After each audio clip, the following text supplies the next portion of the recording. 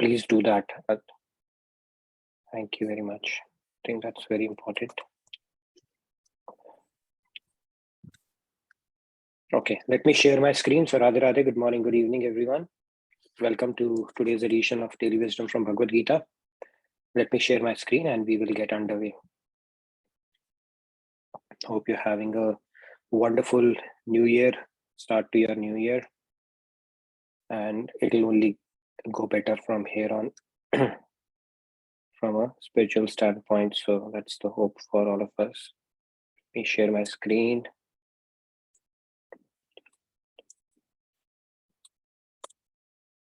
Are you able to see my screen?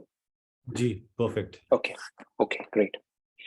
So we'll get started by taking the blessings of God and Guru to get started with today's session. Gurur Brahma, Gurur Vishnu, Guru Devo Maheshwaraha, Guru Sakshat Parabrahma, Tasmai Shri Guruve Namaha. Vasudeva Sutam Devam Kamsa Chanurmardanam Devaki Paramanandam Krishnam Vande Jagat Guru. Krishnam Vande Jagat Guru. All right, Radhe Radhe, good morning, good evening again to all of you. Let's get started with today's session. Moved on to the next shloka. I'll pick up a few shlokas just to go deeper into this concept so that it becomes clearer before we move on to the subsequent shlokas on chapter 3 and then complete this recap journey that we are having. So in continuation with the concept that we are introduced yesterday, the Karam Yoga, the action and the contemplation, the Buddhi Yoga, that is what we are going to go a little deeper again today. Let me pick up the next shloka and we'll get started. So the last shloka had started with Arjuna Uvacha. This one is Sri Bhagavan Uvacha. So like it's a beautiful dialogue that is unfolding between Arjuna and Krishna. Now Krishna is responding to the question that Arjuna had posed, and we'll do a quick recap of what that question was. Sri Bhagavan Uvacha Lokesmin Vividha Nishtha Pura Prokta Maya Nagha Jnana Yogena Sankhyana Karma Yogena Yogina. Okay. Do we have any volunteers who want to recite? Yes. Ashutosh ji, Radhe Radhe.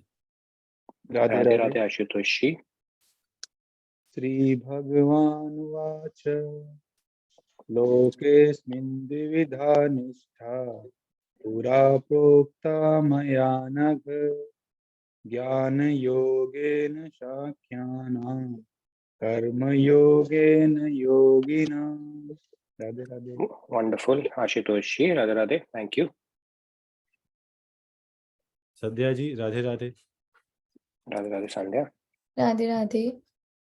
Shri Bhagavan Uvacha Lokesmin Dvividha Nishtha Pura Prokta Maya Nagha Jnana Yogena Sankhyana Karma Yogena Yoginam.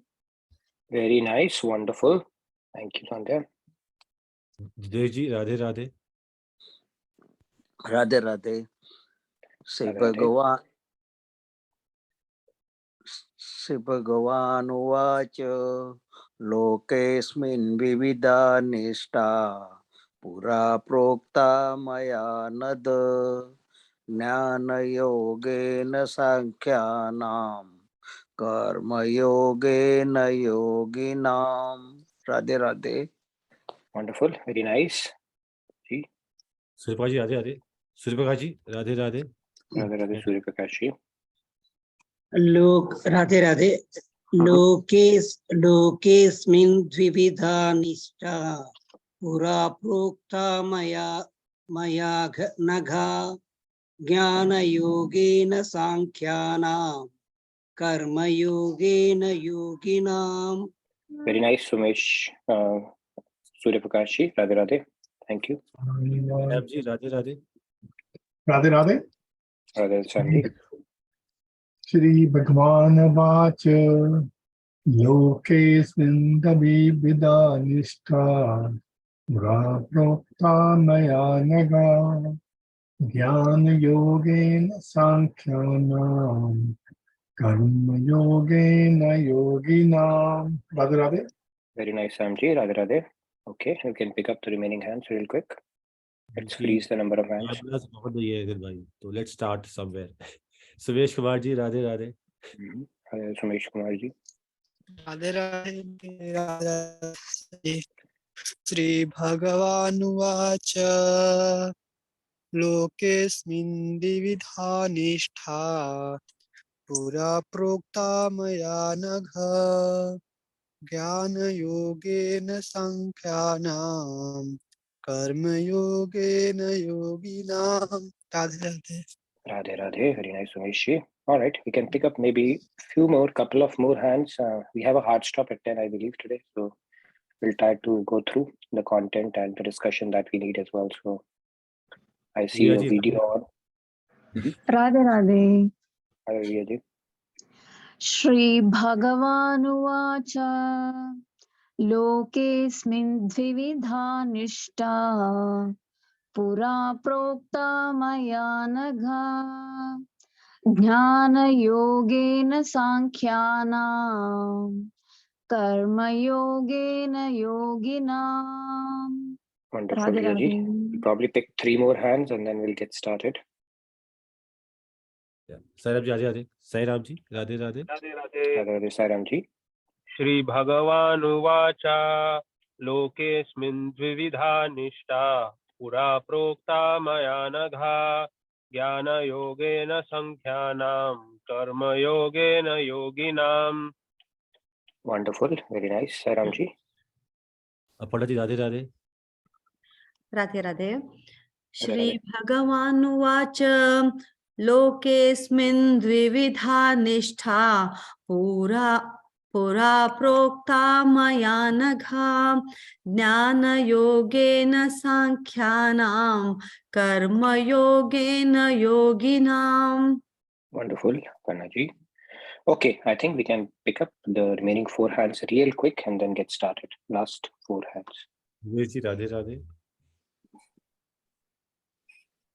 Can you hear me? Radhe Radhe, Dinesh ji. Okay, we can Yes. move on to the next one. Sidhu ji Radhe Radhe. Radhe Radhe प्रभु. Thank you very much. Radhe Sanjay ji. Shri भगवानुवाच लोकेस्मिन् द्विविधा निष्ठा पुरा प्रोक्ता मया नघा ज्ञानयोगेन सांख्यानां कर्मयोगेन योगिनां. Radhe Very Radhe. nice, Surendra ji. Radhe Radhe. Thank you. Thank you Prabhu. Okay, ji, last Radhe. 3 hands. Radhe Radhe, Pragati. Radhe Radhe Radhe Radhe. Radhe. Shri भगवानुवाच लोकेस्मिन् विविधा निष्ठा पुरा प्रोक्ता मया नघ ज्ञानयोगेन सांख्यानां कर्मयोगेन योगिनां. Wonderful, very nice, Pragi ji. Last 2 hands.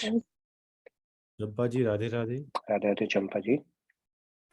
Shri भगवानुवाच लोकेस्मिन् विविधा निष्ठा पुरा प्रोक्ता मया नघा ज्ञानयोगेन सांख्यानां कर्मयोगेन योगिनां. Wonderful, Champa ji. Very nice recitation. Looks like you've been reciting shlokas of late. Very nice. Thank you. Okay, Yes. last but not the least, Dinesh ji. Hope your audio's got fixed now. Shri भगवान Radhe Radhe. Can you Yes, hear yes, me? please. Yes, we can hear you. Shri भगवान उवाच लोकेस्मिन् विविधा निष्ठा पुरा प्रोक्ता मया नद ज्ञानयोगेन साङ्ख्यानां कर्मयोगेन योगिनां. Radhe Wonderful, Radhe. Dinesh ji. All right. I see one more hand. Yes, let's take one more hand and then we get started. Radhe Radhe Shivaji.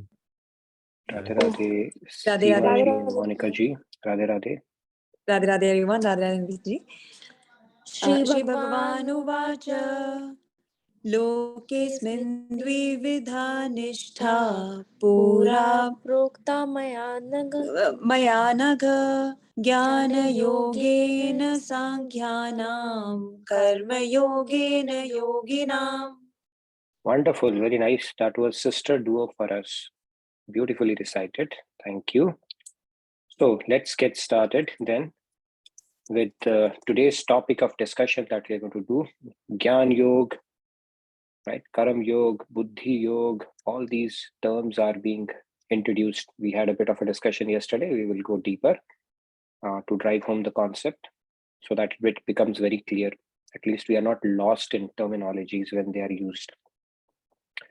So in order in response to the question that Arjun had posed yesterday, the Blessed Lord said, "O sinless one, the two paths leading to enlightenment were previously explained by me. The path of knowledge for those inclined towards contemplation, and the path of work for those inclined towards action." Let's look at it. So these are the two paths. Now the question is, why has God provided two paths? Because they have existed since time eternity for the soul to make spiritual progress. Why not one path itself? Why two?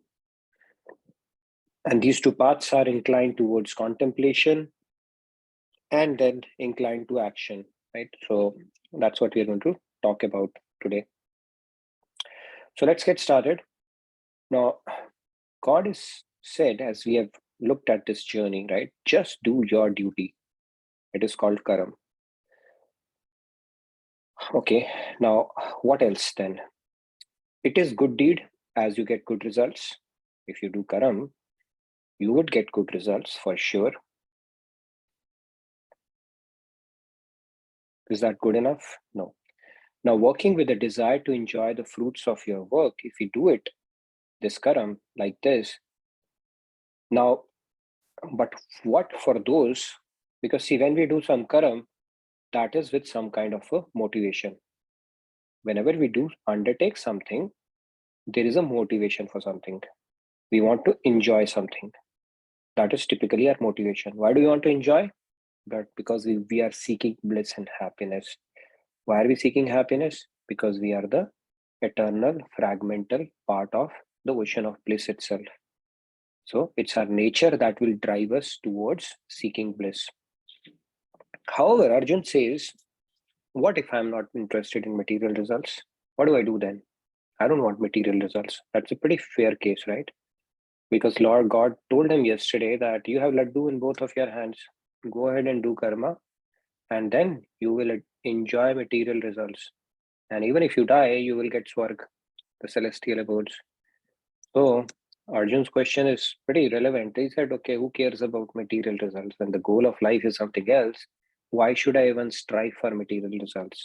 Right? That is a question that he poses one. So then he moved on. Krishna said, fair enough, Arjun. You've got away.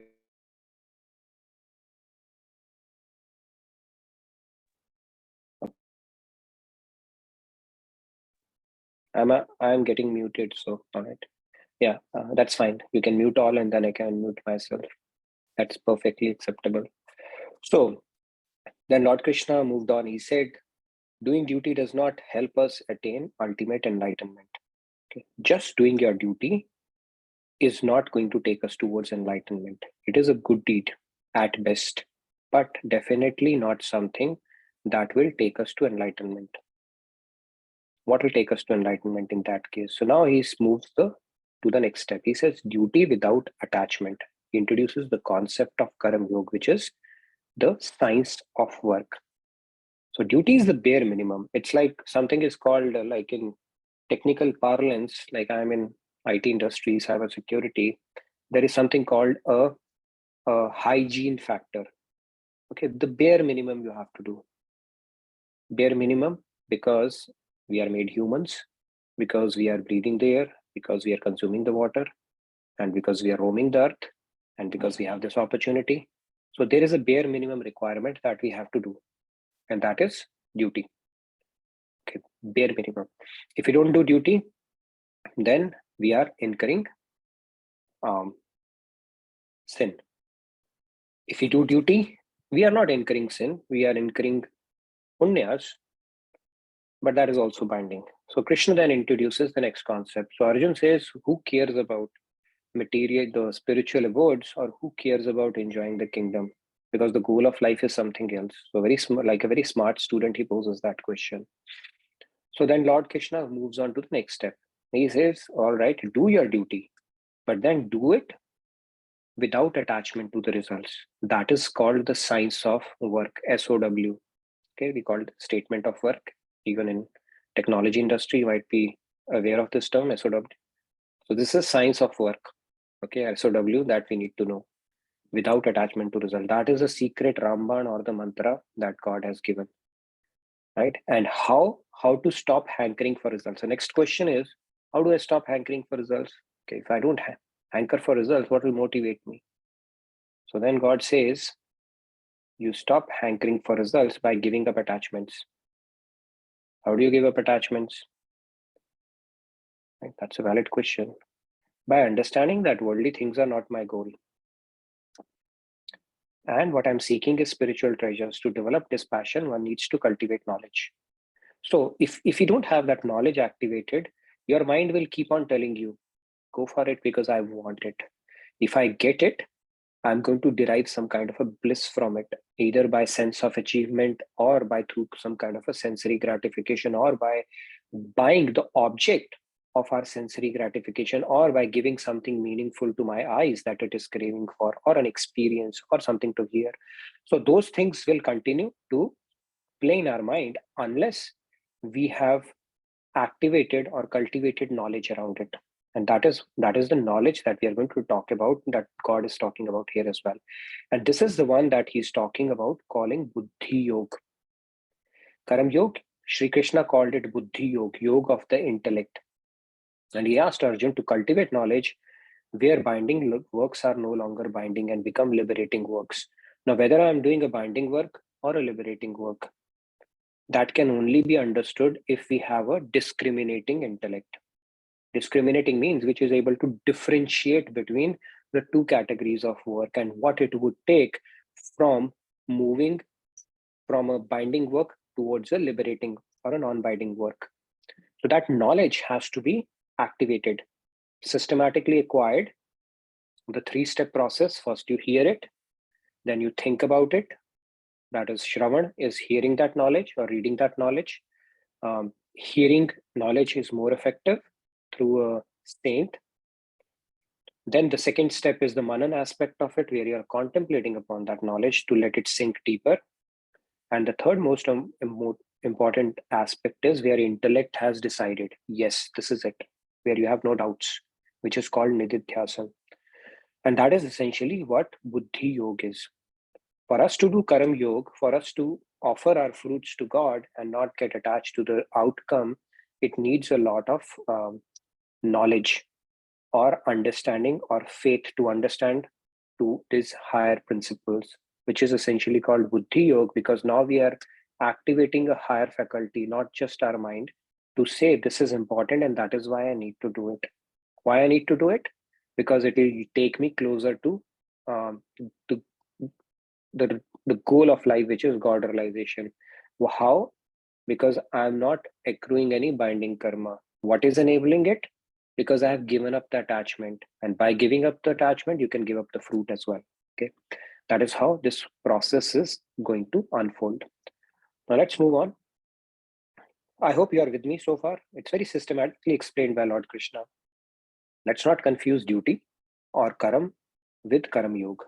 That is the most common mistake people do. They think if they are working, like when you say people, you look at people who are doing Radhe Govind, Govind Radhe Kirtan, people very pridefully say, we are Karma Yogis. Okay, we are doing this work all this kirtan, hocus pocus stuff, but we are Karam Yogis. Really, Karam Yogis actually means when you are working for the pleasure of God, where you are not attached to outcome, and when you are offering the fruits of your result to God. For you to reach that stage, Radhe Govind, Govind Radhe, Hare Ram, Hare Krishna is needed in parallel. Otherwise, you can't reach that stage. Okay? So that has to go in hand. All right. So this is the cultivation of knowledge that is called Buddhi Yoga, which is also called Karam Yoga. So they are used interchangeably, as we'll see now. Now, when Lord Krishna asked Arjun to cultivate knowledge, Arjun became confused. He said, okay, if I have to cultivate knowledge, then why are you asking me to perform action? Right? If on one hand, you are saying fight the battle. On other hand, you are asking me to cultivate this knowledge. You tell me decisively what is more important. I know you are not trying to confuse me here, but I'm getting bewildered. So, because you are merciful, and he's called him Keshav. Keshav means the one who slayed the demon Keshi. Please dispel my doubt. Okay? Doubt is like a demon, and that is why I'm saying, please, it's baffling me. Which one is more important, action or knowledge? And then please dispel my doubt. And that's where Lord Krishna is Shri Bhagavan Uvacha. Let's see what he's saying and get deeper into the shloka now. Now, knowledge. Let's talk a little bit about knowledge. It's important. See, we are in a knowledge-based economy anyways right now. A person may come to US or any country, he may not be carrying any assets in his hand. All the thing is here. And using this knowledge, they can create a big enterprise. Pravir Bhatia, when he came here, he created Hotmail. So many things they get created. Where is that asset coming in from? All that asset is there in the head. We are in the knowledge-based economy. So knowledge has never assumed more significance ever in history than now. Okay? And that knowledge or the idea is what the true treasures these days is. The idea has the thing, right? So many people, they do their vlogging, they create their Insta pages, the YouTube channels. What is important there? Is it creating a video? No, it's the creativity around it, the knowledge about what is working, how to package it, what to present, why to present, all that stuff. So it is a knowledge-based economy that we are in, and social revolution is only acting as a catalyst for that, to proliferate that knowledge. And today, you don't have to be part of a big company or part of a big production house to make it big. Why? All you need is a knowledge. The platform is available for you to create your own stuff, even if you don't have the hi-fi cameras and stuff like that. Okay, so it has flattened out the world in that sense. So knowledge is a very, very important thing. Let's talk a little bit about knowledge, because Buddhi Yoga is all centered around the knowledge aspect of it. Okay, Lord Krishna is saying develop knowledge that will help you develop discrimination, and when you have the discrimination, you will be able to perform the work in right consciousness. It all flows systematically. Let's talk a little bit about knowledge. It is to enhance our living experience, to enrich our life. In order to attain anything in life, knowledge becomes the first essential factor. Knowledge. And if you look at this cycle, large part of human endeavor is in acquiring knowledge. And if you look at our Gyan Indriyas, we have looked at the cycle, 24 entities. We have Panch Gyan Indriyas, ear, skin, eye, touch, tongue, and nose. We are gaining knowledge through them all throughout the day. You would wonder how, but we are like a sponge. We are absorbing things, what we are seeing, what we are looking around, everything. These are called Gyan Indriyas. And unfortunately, most of the knowledge is not being systematically acquired, but is being pushed our way. Advertisements, billboards, what people are telling, saying, talking.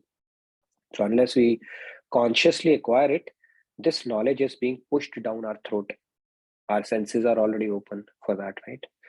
And that essentially is happening through Alexa also. We are not acquiring, the companies are acquiring knowledge about us by placing those sensors in our homes. We are saying, hey, Alexa, do that.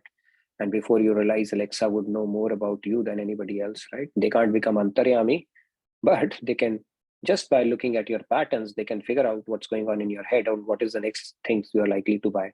So many case studies are out there right now. That is also based upon gathering knowledge, intelligence about you. And that is essentially what we do as well, consciously or subconsciously throughout our day. Now, what we choose to give our senses is our choice. However, more often than not, we don't make a choice. It is being fed to us. Okay? And that is where it becomes very important. How do we acquire that knowledge? Okay. Now, moksha, nirvana, enlightenment, these are the terms we have come across, right? And then on the other hand, we have parabhakti, right? Knowledge would lead to both of these paths. Whichever path you pick up, you would need knowledge for that. Without knowledge, you cannot progress. That is how important knowledge is. Now, if you are Kabir Das, probably you don't need a lot of knowledge because you have already gotten realized knowledge, either because you are a saint or because you have already acquired it in your previous lifetimes. That is why you don't need a lot of studying, scriptural study for that. But for people, ordinary people, they need knowledge. In order to excel in any field, we need knowledge. Right? There's a beautiful example Swamiji says that one of the guys who came to ashram with Maharajji, when Maharajji was there, he used to play cricket. He was a very good cricket player of his city. And then Swamiji said that, you know what, he wants to play test cricket. So Maharajji simply said, "Isse nahi hoga." That, you know, it's very difficult for him. And then Swamiji said, "Why? We play well, cricket really well." He said, "For that, it requires a lot of knowledge." Now, what has knowledge got to do with playing test cricket? It has. Every profession requires a lot of knowledge. You know, if you go to Kohli, otherwise what will happen is we do mindful repetitions and not deliberate improvements in our skills. You need to know the nuances, finer nuances of everything. Even in athletics or in tennis, shaving off a second or having that additional response time makes a world of difference. Okay, so knowledge is very important to excel in any fields, and even so more important in the field of spirituality. And that is essentially Buddhi Yoga that we are talking about. So let's move on. We have spoken about our Gyanendriyas, which is the means for us to acquire knowledge from this world. Let's move on. Now, what are the processes to acquire knowledge? There are two ways. One is called ascending process. Ascending process means you keep on acquiring knowledge, and as you break more frontiers of knowledge, you gain more understanding. So it's like bottom-up process. You know something about a little bit about something, and that becomes your truth. And then you know a little bit more, that becomes your truth, little bit more, little bit. So the frontiers of knowledge, as they are broken, as we gain more understanding about something, that is called ascending knowledge, bottom-up knowledge. Okay, and that is the basis of modern science.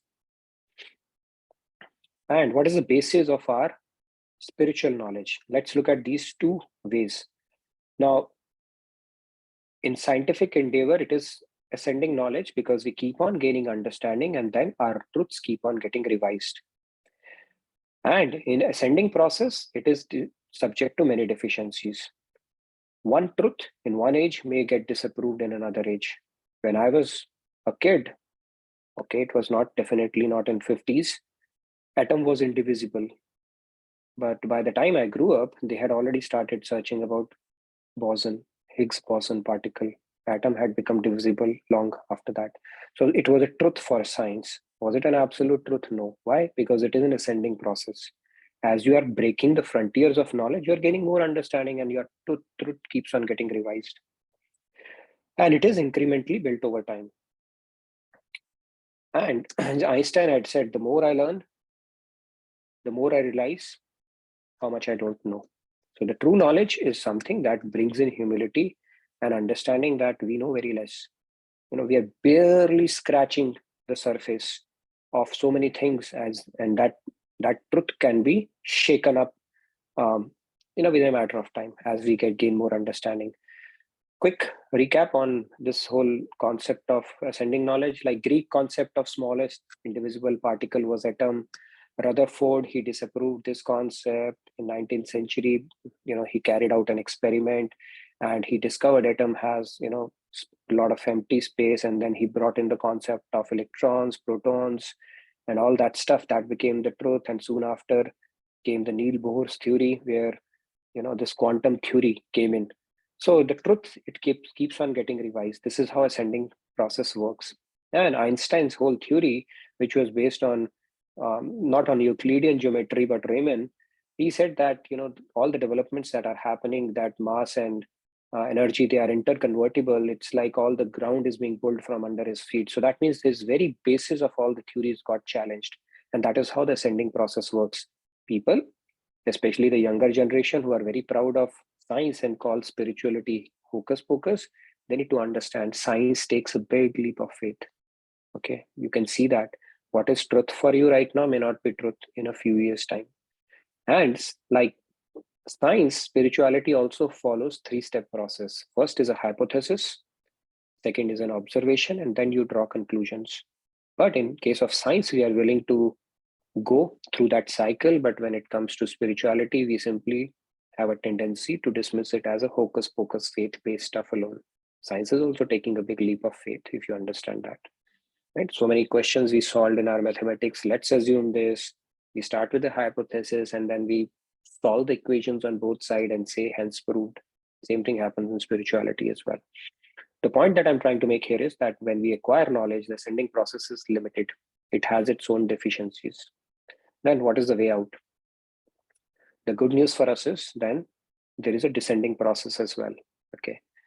This space is based on scriptural knowledge, which is said in Vedas, our scriptures once said, never revised. It gets reiterated by multiple saints over a period of time. They are time-tested universal principles. It's a perfect knowledge, and it presents a manual for human life.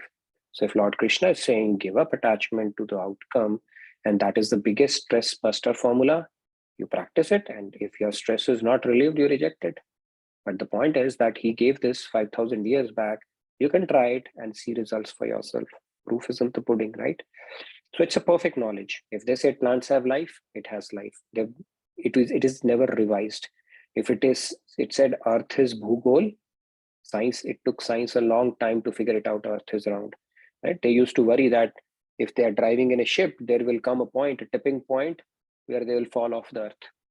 Until somebody realized, no, they'll not fall off. It's like a circle. Right? Columbus, he accidentally discovered America, and because of which we are sitting here today.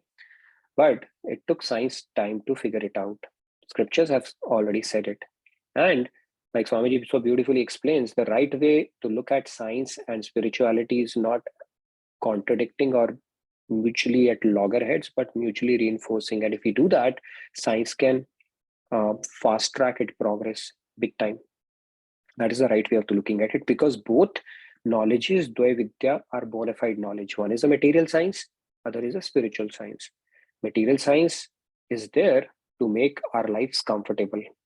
How do we take care of this material body? We have to sustain ourselves, because without this material body, we cannot progress. This is the vehicle that is given to us. And at the same time, all the scientific advancements, they focus on making our life comfortable.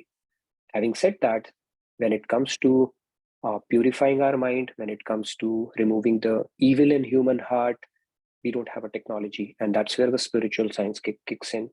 Einstein had said that we have harnessed a technology to denature a plutonium, but we have not figured out a technology to remove the evil from human heart.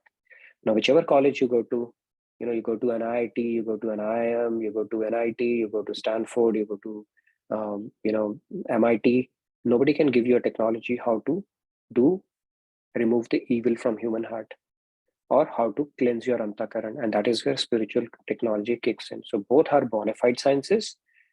You don't have to reject either one of these. We just have to put it in perspective and take benefit from both. And spiritual science is even more important, because if our entire life is spent around just taking care of our body and bodily comforts alone, then we have missed out a big piece in our life. And that is why spiritual science is extremely important for us to get closer to the goal of our life. Now, Vedas talk of a different process. Like I said, it's a descending process, and it's a top-down knowledge. It comes through oral tradition, which is called Shruti Praman. And this descending process, if you look at it, even in this world, we do that. How do we do that? That when we go to a teacher, right, they tell us, they teach us, we accept it. When we were understanding English, we were learning English, and teacher said, this is A. So we accepted it as A. This is B. We said, okay, this is B. They said KNIFE is knife, not knife. We accepted it. Okay, K is silent.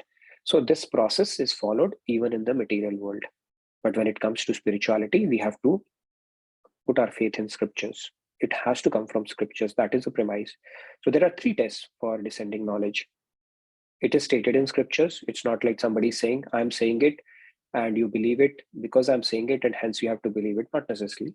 It has to be quoted from scriptures. So you should be able to provide reference from scriptures. Second, multiple saints have reiterated it. It's not that one saint said something, other said something. No, they have stating the same truth, right? And third, your guru, who you have a reason to believe is God realized, is saying that if 3 things, these 3 step process tests, they meet that criteria, then you can safely assume it is a truth. And this descending knowledge is like cooked rice. Why like cooked rice? Because when the rice is cooked, you taste a little bit of it and you can safely assume rest is cooked as well. So you don't go on tasting each and every grain of rice to make sure it is cooked. So if one part of it is truth, the rest of it is truth as well. Okay, you can safely assume that. That is the beauty of our scriptures and the descending knowledge that we are talking about. Like I said, it comes through Shruti Praman, oral tradition. Vedavyas, who was known as a descension of God. By the way, Vedavyas is Chiranjeevi. If you want to meet him, go to Badrika Ashram. If he chooses to meet you, he may. But then he's all Chiranjeevi and he's a descension of God himself. And they are the reference point for him. Bhutam, Bhavyam, Bhavishyam, Chacharvan, Vedat, Prasiddhati. Any validity of any scriptural, spiritual principle, it has to be established on the authority of Vedas. If it is, then accept it. If it is not, then there could be scope of doubt and or it could be rejected as well. So Veda is the manual we have to go with when it comes to accepting any scriptural principle on the face value. All right, so moving on. Now let's look at the scriptural literature that we have. There are too many scriptures that we have. Okay, I'll talk about broad categories about it. It is called Prasthantraya. There are 3 starting points to understand Vedic thoughts. What are these? The first one is the Upanishads, over 200. Great acharyas have written it and they are praised around the world. In fact, Germany has made Sanskrit, they are making Sanskrit mandatory in a lot of places. So just so that they can get the true import of these Upanishads. That is how outstanding this knowledge is. And some of the darshaniks or the big philosophers of modern times, Schopenhauer, Max Muller and all, when they came across this profound knowledge, they started dancing. That, okay, this kind of a knowledge, they couldn't believe it is accessible to humans. But they're difficult to understand for common people, most of the people. Then you have Brahma Sutra, which is also called Vedanta Darshan, which has aphorisms, very short of aphorisms it has. They're called sutras, and a lot of Jagat Gurus, they have written their commentaries, deep philosophical thoughts, but it is still a little esoteric when it comes to accessibility for common people. And third one is Bhagavad Gita, which is what we are doing. And we are extremely fortunate, we get this opportunity to do that. It is the summary of all Vedic philosophy, which is presented to us by Vedavyas. I'll talk a little bit more about Bhagavad Gita in our Thursday session, Thursday evening, Friday morning session, or Friday morning in India, Thursday evening in US, when we do our second year celebration. Why everybody should and must read Bhagavad Gita. I'll talk a little bit more about that in that session, as we'll reflect on our journey of the last 2 years. And we'll have a devotional segment and a lot of interesting stuff lined up for that. So I look forward to seeing you all in that session. But the key point here is the Bhagavad Gita is the most accessible scripture that we have, and it is presented to us by Vedavyas. It is called, okay, so I'll talk more about it. Now, this is a dialogue, as we know, it took place in Kurukshetra between Supreme Lord Krishna and devotee Arjun. And he was perplexed by a situation, and now he surrenders to Lord and finds all the answers, not only for himself, but for us as well. He was proxying us. Any question that besieges our mind, any doubt that comes to our mind, you would be pleasantly surprised to see Arjun have already asked that question. Okay, and Lord Krishna has explained it so beautifully that he doesn't leave any stone unturned to answer that question, the entire scope or the gamut of that question that we need to be aware about. So that is the beauty of Bhagavad Gita. And we should feel very lucky and privileged to be reading this beautiful scripture every day. Not many get this privilege. I always say that, out of 7 billion people, how many have the fortune of reading Bhagavad Gita, which is like conversing with Krishna on a daily basis? not many, I would say. It's kind of a Gyan Yagya. In fact, Lord Krishna says when we read Bhagavad Gita with firm faith and devotion, it is considered as an intellectual sacrifice. And just by reading it, a lot of good things start happening. One is, of course, the Antakaran Shuddhi. The other is he starts sitting in our buddhi and start turning keys.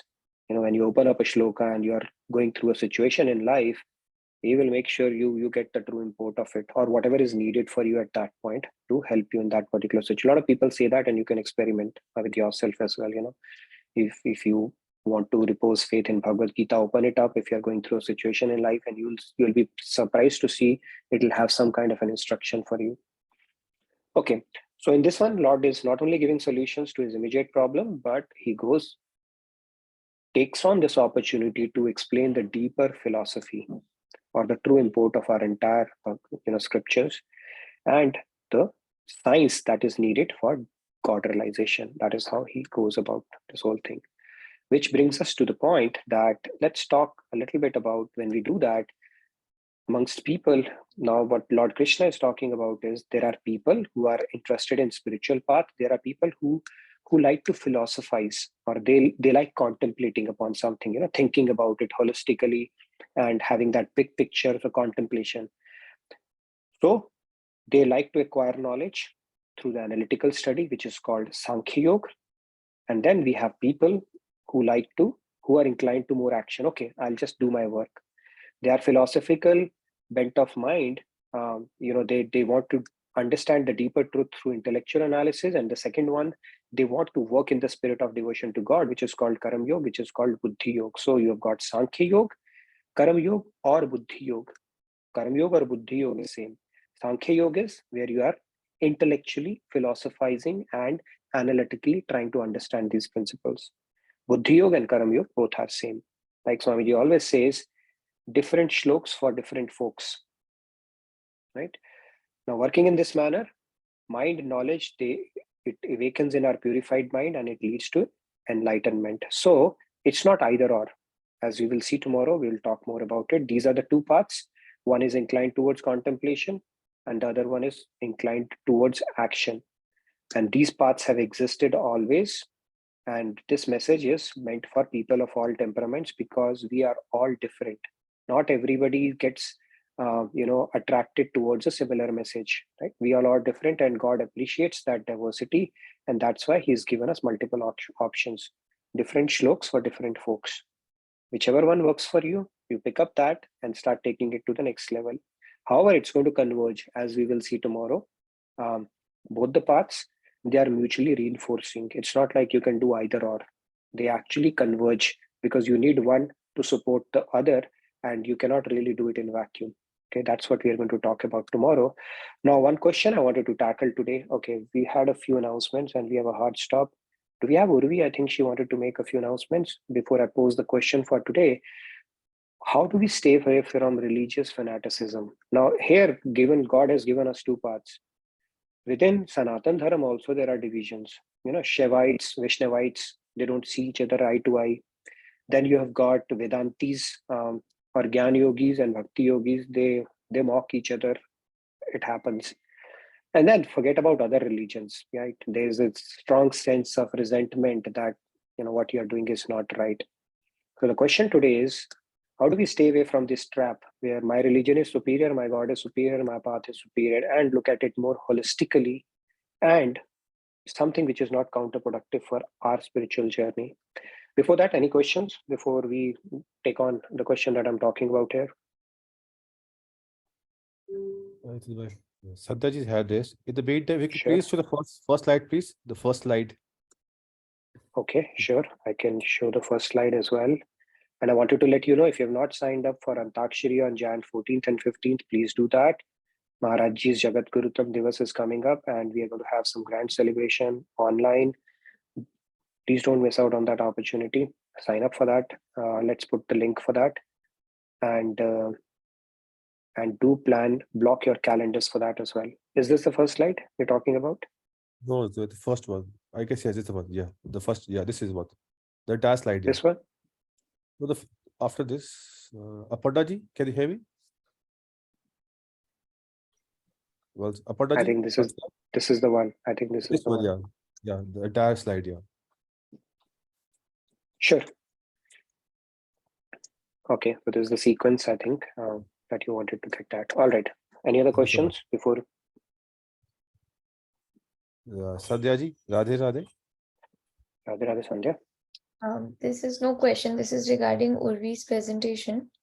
So Okay. she has shared it with me. She won't be able to present it. But I can. Okay. Yeah. Okay, got it. All right.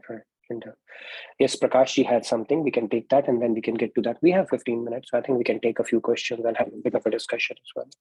Yeah, Radhe Radhe Nitin ji and everyone. Radhe Radhe Prakash So ji. I got a question. So when we do the Karma Yoga, do everything with an offering to God or with the pleasure of God, what kind of bhav does it signify? Can this be called as a Madhurya bhav or Vatsalya bhav? What kind of bhav is that? And Yeah.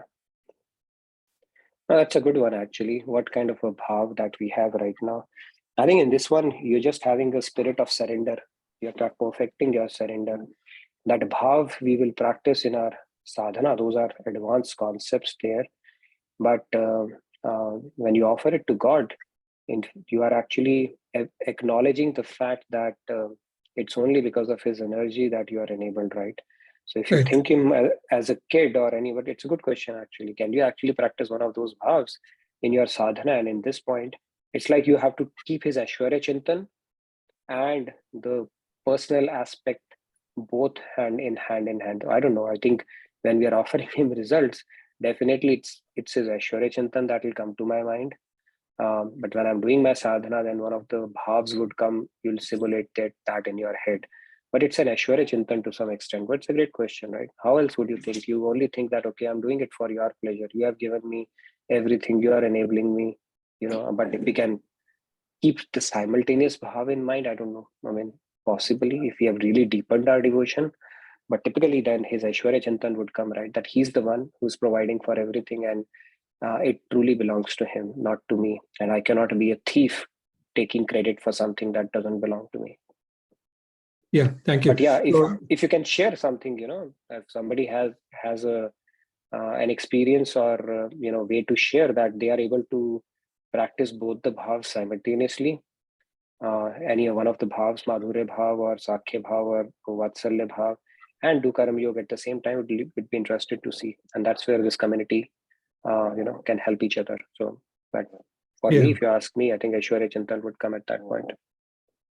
Yeah, thank you. So I think the reason why I asked this question is after our last session, so I really thinking about going into that Madhurya Bhav, which is what our ultimate goal, right?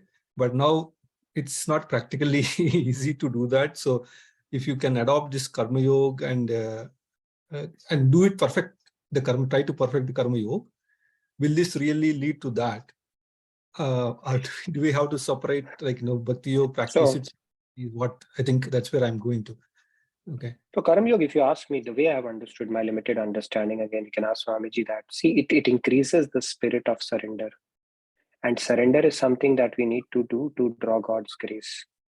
Right? So it's like a spirit of surrender would increase with Karma Yoga, because for everything you're bringing in that chintan that I'm doing it for the pleasure of God and the results are controlled by him, and an expression of gratitude for everything that we do, and a firm faith that he's protecting us, and also staying away from the pride of having surrendered. So it is actually taking us closer to that. And even 90% surrender won't do, like Swamiji says, right? 100% surrender. So the spirit of surrender or the practice of surrender will keep on getting deepened. It's going to take us closer to that perfect surrender. What is going to happen, I think, during the journey is that God's grace will start intervening, and that sadhan bhakti that we are doing, the simulation in our head in whatever bhav, it will start getting what you call enlivened with siddha bhakti, where God's grace start intervening and start pushing us to the next level. So both will go hand in hand. Our sadhana and at the same time the practice of Karam Yoga, it's more like a supplement or the main course, however you want it. Both will go hand in hand until God starts gracing us and our sadhan bhakti starts becoming siddha bhakti. And when it starts becoming siddha bhakti, then it takes it to the next level altogether. Thank you so that's how much. I look at it. Yeah. Thank you. It's about giving our mind reasons how to think about God and how to increase the spirit of our surrender. Karma Yoga enables us that. Otherwise, we are thinking about the world or what is in it for me, for everything, right? Yeah. But yeah, it's a great question. We can probably ask Swamiji also in SMX and get his thoughts. He'll be able to give us much more deeper answer for sure. Yes, a couple of other hands before we get into the presentation. People are asking, is this Shat Bhav or Dasya Bhav? Some are saying it's Dasya Bhav comes after Shant Bhav. Shant Bhav is king and I'm Praja. Dasya Bhav is I'm his servant. Now you can enter his room, hold his feet, press his feet. Right. So Dasya Bhav comes after Shant, much more closer than Shant Bhav. In fact, from Dasya Bhav onwards, the Brajara starts because you can touch God now. You can get his personal service. So Dasya Bhav is closer than Shant Bhav. Got it. Thank you so much. Radhe Radhe. Radhe Radhe. Champa ji, Radhe Radhe. Radhe Radhe, Champa ji. Radhe Radhe, everyone. Radhe Radhe, I Champa want ji. clarification here. I am under the understanding that this Karma Yoga, Jnana Yoga and Bhakti Yoga, it's like a ladder. The first step is Karma Yoga, which will cleanse us.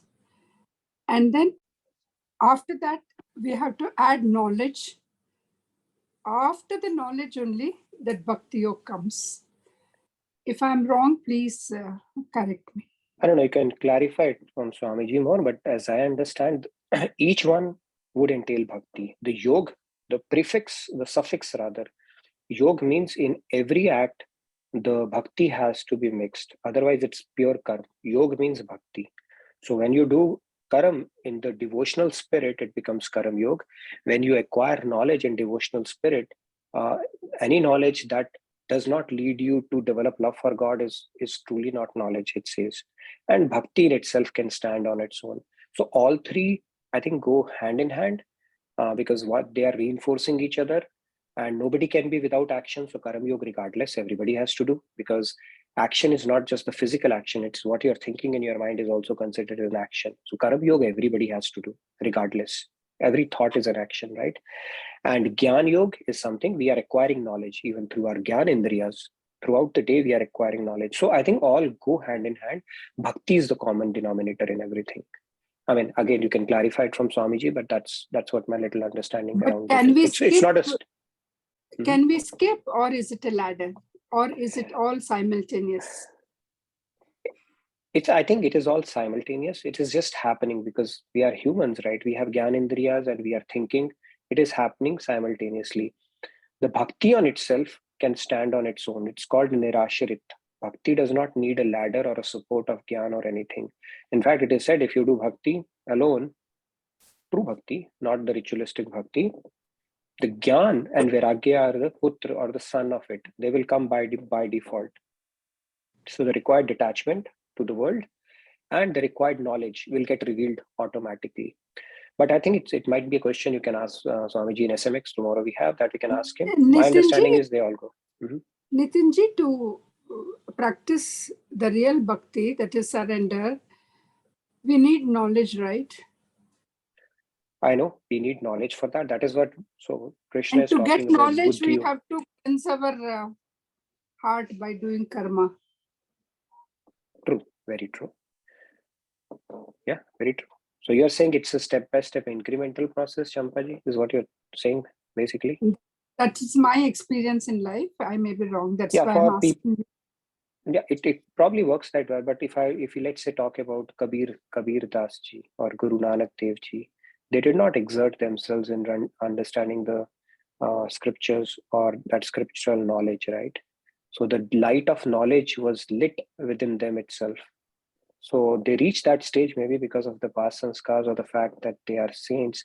But for people like us, yes, all three go hand in hand. Actually, it is said when you gain knowledge, see, karam we all have to do regardless. When we gain knowledge, it increases our devotion because we are understanding how precious this thing is, right? It's like we look at a stone, we don't have any love. When we gain knowledge about a stone, that it is a precious stone, our love for it increases. When our love increases, the knowledge, the devotion increases, it reinforces knowledge. You want to know more about it. And when you know more about it, your love also increases. And as your love increases, you want to know more about it. And then finally, the knowledge is no longer needed. It is only love for God. So both are mutually reinforcing, is what Swamiji has explained. Knowledge leads to love, devotion leads to knowledge. And then that cycle continues until knowledge is no longer needed. Now it's only devotion. Thank you, Radhe Radhe. Thank you, Champaji. At least that's how I've understood from Swamiji. Knowledge and devotion go hand in hand, and then finally it's only devotion, because knowledge has a peak. Beyond that, knowledge is not needed. Yes. One more hand, or I know we have a hard stop at 10, so let's do the presentation, Sandhya, and then we can take Manoranjan ji, because it might take a little bit of time. I really want you to take this opportunity to look at this tracker, which is of immense use. And if you want to make an improvement, let's talk about it. Sandhya, over to you. Go ahead, please. Yes, Radhe Radhe. So Urvi has prepared this presentation to cheer the people who have been regularly filling the tracker, as well as have been contributing amazingly well to the community portal. So I will just go ahead and appreciate them. Okay. Yeah, that's awesome. I see Jyoti. She's taking the entire screen space here. So well done, Jyoti, and Sairamji as well. Yes. So Jyoti and Sairamji, they have done excellent job in writing the daily summary, which is daily summary from our session, which is put up on the community portal. All of you are encouraged to go and look at it, and also, participate in putting your comments and engaging in it. So thank you, Jyoti and Sairamji. Yeah, I personally want to thank you, both of you. A lot of good work you do in putting together a summary for the benefit of everybody. Always helps to recap and reiterate those concepts. So thank you so much, Sairamji and Jyoti. Yes, and next, Sairamji, for being the most active participant in the community portal. So once again, big thanks to you. Awesome, Sairamji.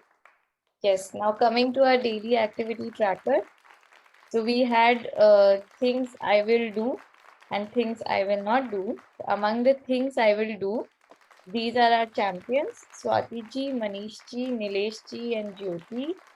Once again, and these are their scores. So you can look at that if you're interested. But yes, we should all feel encouraged to start filling up the tracker and hopefully, aim to be here.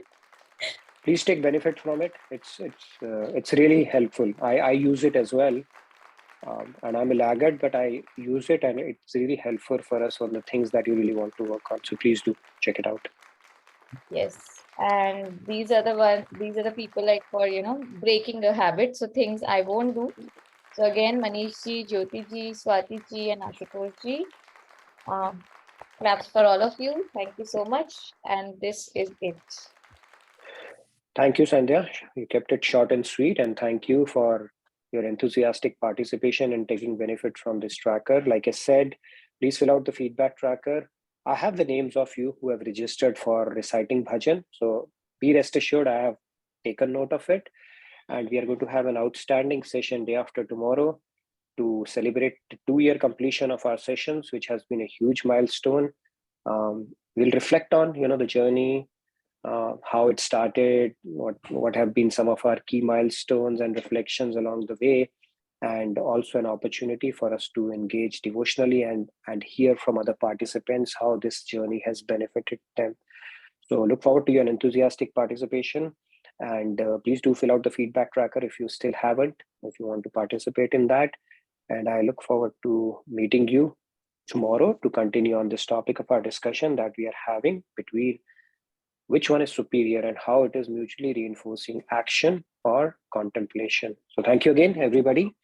And Radhe Radhe from my side, have a great evening and a great rest of your day ahead. I look forward to seeing you all tomorrow. You can stay back for the next session. Over to you, Ajay and Sunil Bhai, if you're already there. So thank you, everybody again. Nitin Bhai, thank you for a wonderful session. Happy New Year's to everybody. Thank you, Shamji. Thank you, Sandhya ji. And Naya Saal Mubarak ho sabko. Let's just start this